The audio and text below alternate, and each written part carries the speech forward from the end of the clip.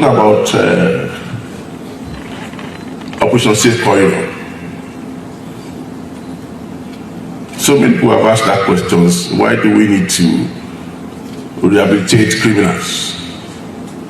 They all should be killed because they kill people. Well, that may make sense. But even in the Bible, we heard about the prodigal son. If there was not that window for the man to come back, would he have come back? So the point is that these are Nigerians, mostly. And it's important for us to give them that window to repent if they want to, rather than pushing them to the extreme to say, okay, it's either we kill you or you continue with the adventure. I think it's important for us to make people understand, especially in the National Assembly, because as we speak now, everything about safe corridor has been driven by defense headquarters. And there's no part of the budget that says, okay, you should run Operation Safe Corridor. So, our honorable there, I'm only speaking to you to understand the importance of Safe Corridor, and that at some point we may come calling for your support. Indeed, there was a country. Indeed, there was a country. Igbo Igbo ekene kwa mụnụ. Ekene mụnụ kene ihe na-ejele unu ozi. Asị m na ihe ọma ya emelụ nwoke melụ nwaanyị. N'ụbọchị nke taata unu afụgo that there is no hope for a common man. If na chief of staff, commander chief of staff, imago chief ndị army can be able to make this type of statement, you go say there is no hope for the common man. Onye ọbụla nchebe onwe m na-ekwu okwu adịrọkwu m save ndị bụ n'ime Jesus. Because I live by the scripture that says that if God does not watch over a city, in vain is the watchman doing. Ewugumukwa several soon that na ewezuga amara Chukwu. Anyị nọ Nigeria ndị emetege ihe eme mmadụ na obodo na ọkwụrụ ọtọ disappear. How can a chief of staff, chief of army, mepe ọnụ na conference make this type of statement?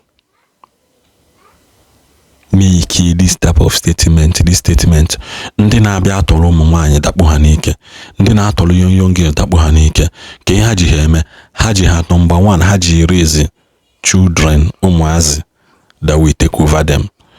2, ha ji raise ego, ha ji ego ngwa agha, that is the main reason for ikpọ mmadụ ha na-akpọrọ. 4, ha use ya a put fear in you against the next opponent. By the time I kpọrọ mmadụ 20, don na camera gbagbuo mmadụ 5 or 6, ngwa na ụjọ ya abagarụ. So that is the reason ha ji emeli ihe na ha na-emeli. Somebody wee mepe ọnụ wee say that na even the prodigal son should be given a second chance. There was a country called Nigeria. Nsị gị n'okwu ya bụ abas mgbe ngecha this video, ọ bụ na the thing na tamper with me, it's a lie. Ihe mekwa nji nọ ebe a na-ewetelu unu ozi anyị zachana. Ọ bụ na ịnụ kọọlụ nwanne gị. Ihe na-eme na ana Igbo anyị. Ọ bụrụ na ka ngwa nke bụ eziokwu, ọ bụrụ na ihe anụ na-eme Nigeria na-eme na ana Igbo by now, Nigeria anyị ama mfozi. There will be nothing left in Igbo land again. Onwezi ihe ya fọn.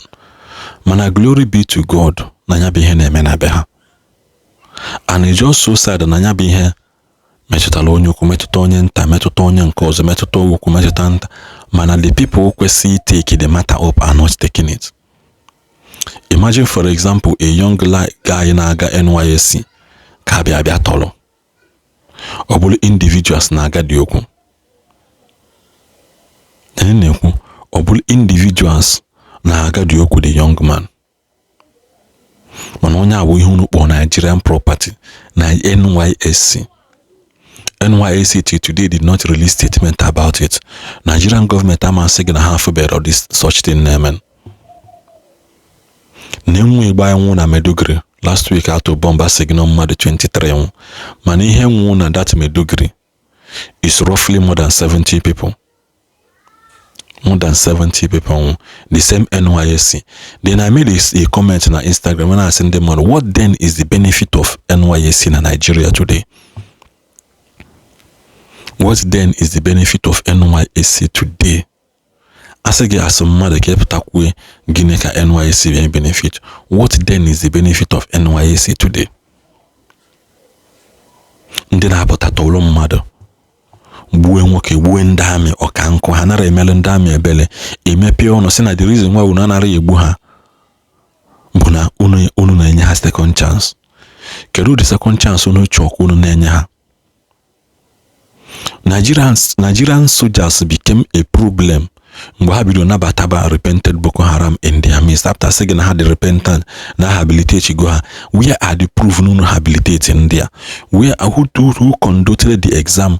Who made sure that na repent?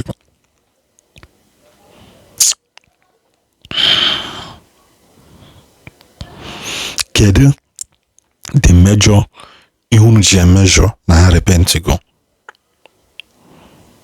Obu na mbe soldier. When one soldier, the very day know that message, but I will tell my brother to leave that place.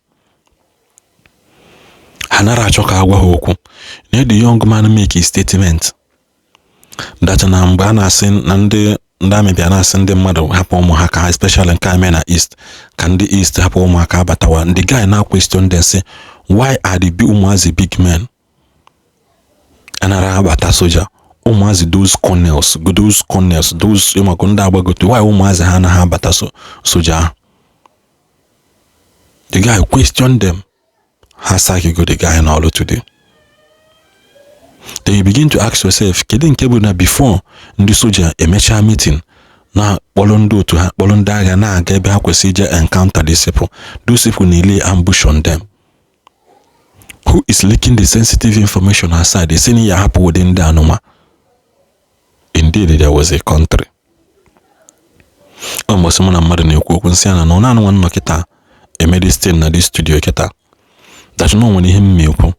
Tomorrow morning, DSS Abia call ma canabem or Babulum.